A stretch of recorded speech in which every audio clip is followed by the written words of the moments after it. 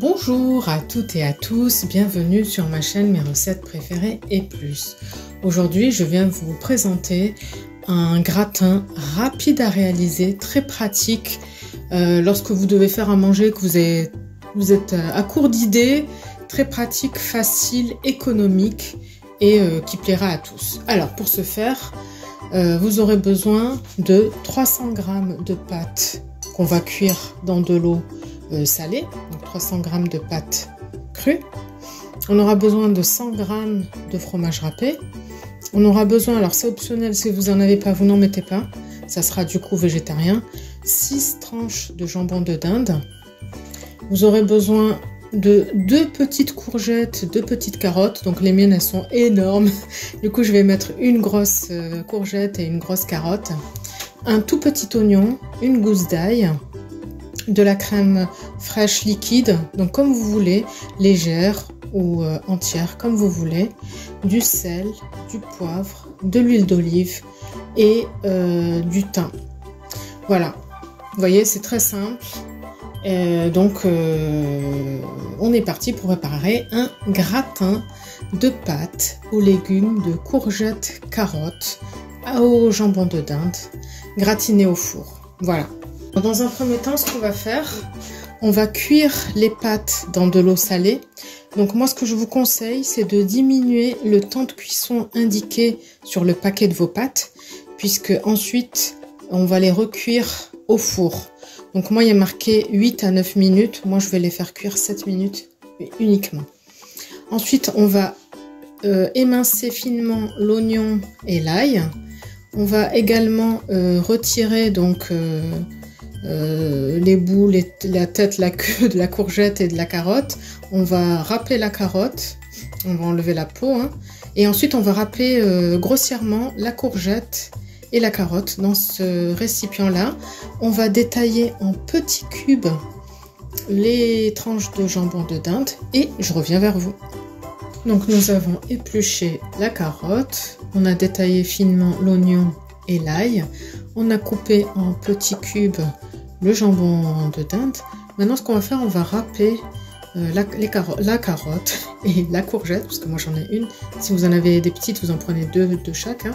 Là je vais les râper grossièrement avec la râpe et je reviens vers vous. Voici ce qu'on obtient au niveau des légumes. Donc on a râpé grossièrement carottes et courgettes. Voilà. Maintenant tout est prêt. On va pouvoir, donc l'eau est en train de chauffer, on va pouvoir cuire les pâtes. Et en parallèle, on va poursuivre notre recette. Voilà, alors dans un wok, on va le mettre sur le feu. Voilà, on va allumer. Ensuite, on va mettre de l'huile d'olive. Voilà, on met un filet d'huile d'olive dans une grosse poêle ou un wok, comme vous voulez. On va attendre que l'huile d'olive chauffe. Et ensuite, on va faire revenir notre petit oignon avec la petite gousse d'ail qu'on a émincé finement. J'attends que l'huile chauffe et je reviens vers vous. Et pendant ce temps, à côté, vous voyez, il y a la marmite dans laquelle l'eau est en train de chauffer, dans laquelle on va cuire les pâtes. Alors, l'huile a chauffé, on va pouvoir y verser l'oignon émincé ainsi que la gousse d'ail.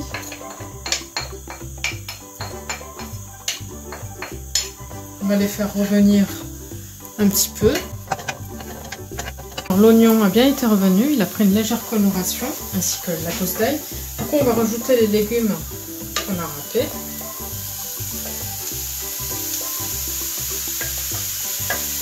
Et on va les faire revenir quelques minutes.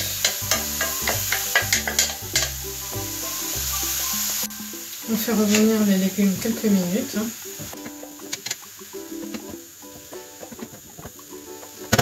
On va venir saler les légumes.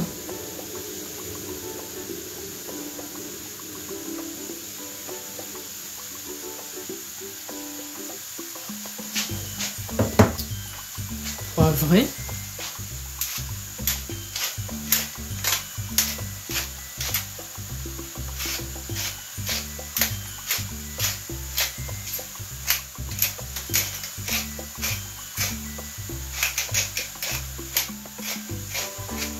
Et on va mettre du thym, une cuillère à soupe environ, enfin ça c'est comme vous voulez, une cuillère à café, une cuillère à soupe.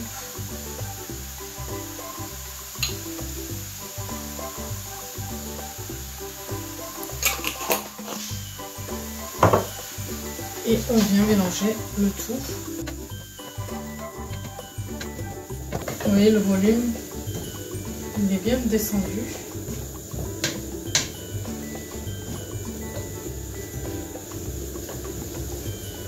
Voilà, on laisse encore quelques minutes, hein, le temps que tout cela s'assèche. Pendant ce temps, les pâtes, on va pouvoir éteindre. On vérifie la cuisson des pâtes. Alors moi j'ai pris des pâtes multicolores dans le thème des légumes, carottes, courgettes, mais vous pouvez prendre des pâtes classiques hein, sans aucun problème. Encore une petite minute et je vais pouvoir éteindre les égoutter. Donc là les pâtes sont cuites.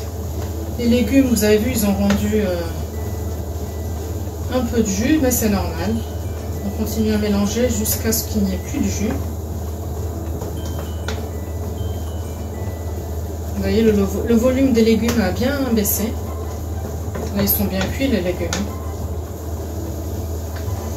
On va pouvoir ajouter donc les pâtes cuites, égouttées. On va pouvoir ajouter le jambon de dinde qu'on a coupé en petits cubes.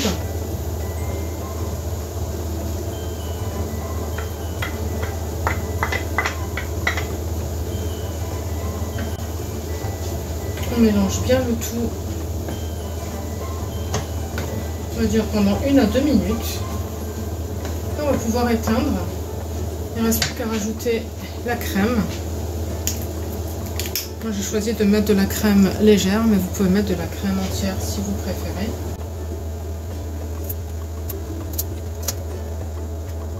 On mélange quelques minutes, donc on a dit 1 à 2 minutes. Hein. Et on va pouvoir éteindre.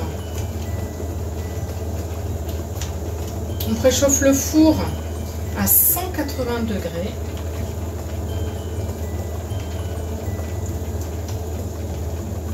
Et on va pouvoir passer à l'étape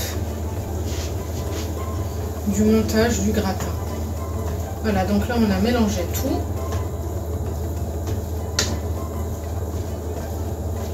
On éteint. Alors on va huiler un moule qui va aller au four, dans lequel on va mettre le gratin. Voilà. On va y verser notre préparation. On ajoute le fromage râpé par-dessus.